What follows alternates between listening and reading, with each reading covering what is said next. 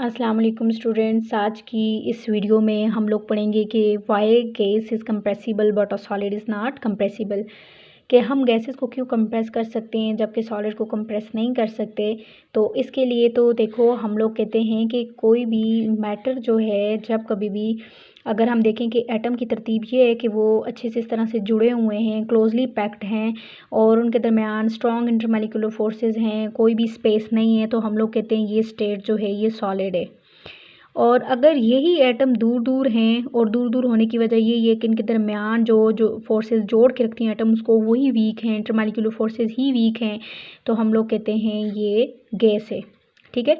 तो अब यहाँ से एक चीज़ आप देखो कि गैस के एटम्स एक दूसरे से दूर दूर हैं, सॉलिड की एक दूसरे के करीब करीब हैं। ठीक है। ये तो आ गया कि ये गैस है, ये सॉलिड है।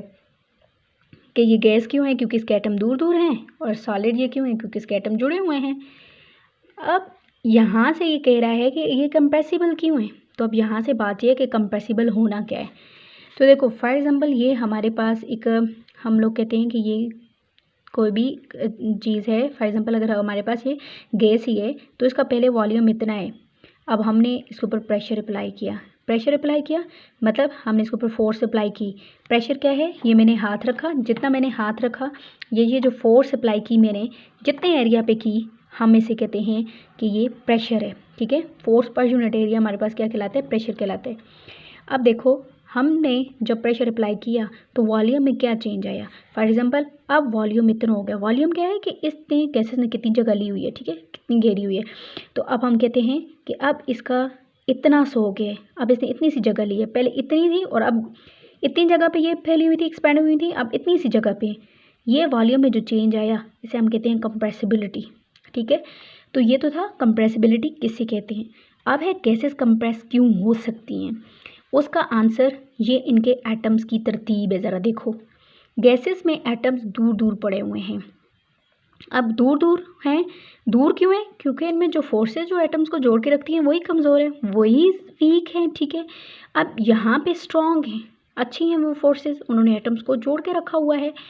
अब देखो, जब हमने इसके ऊपर प्रेशर अप्लाई करेंगे, अब मैंने प्रेशर अप्लाई किया तो अब ये एटम क्या हुआ? इसके करीब आ गया, ये एटम इसके करीब आ गया। मतलब कि एटम्स के दरमियान फासला होने की वजह से जैसे ही हम प्रेशर अप्लाई करते हैं तो एटम एक दूसरे के करीब आ जाते हैं। करीब आने से क्या हो गया? अब यही एटम जो इधर तक थे, अब वो इधर करीब आ गए एक दूसरे के। तो अब क्या हुआ? हमने क्या कहा कि जैसे ही हमने प्रेशर अप्लाई किया वॉल्यूम में चेंज आया। पहले इतना था, अब इतना हो गया। तो हम कहते हैं इसी वजह से जो गैसेस हैं वो कंप्रेस हो सकती हैं। तो रीज़न क्या है? रीज़न है उनके एटम्स का एक दूसरे से दूर दूर होना, उनके दरमियान एम्प्टी स्पेसेस का होना। ठीक है। तो जबकि सॉलिड, देखो ये सॉलिड है, अब इसके ऊपर मैं प्रेशर अप्लाई करती हूँ तो क्या हुआ? कोई चेंज आ रहा है वॉल्यूम में? कोई भी चेंज नहीं आ रहा। क्यों? क्योंकि एटम्स ने जितना वॉल्यूम उनका पहले था, सॉलिड में तो फिक्स वॉल्यूम होता है, जो पहले वॉल्यूम था अभी भी वही है। इस वजह से जो सॉलिड हैं उनको अगर हम लोग कंप्रेस करें तो वो कंप्रेस नहीं हो सकते। ठीक है।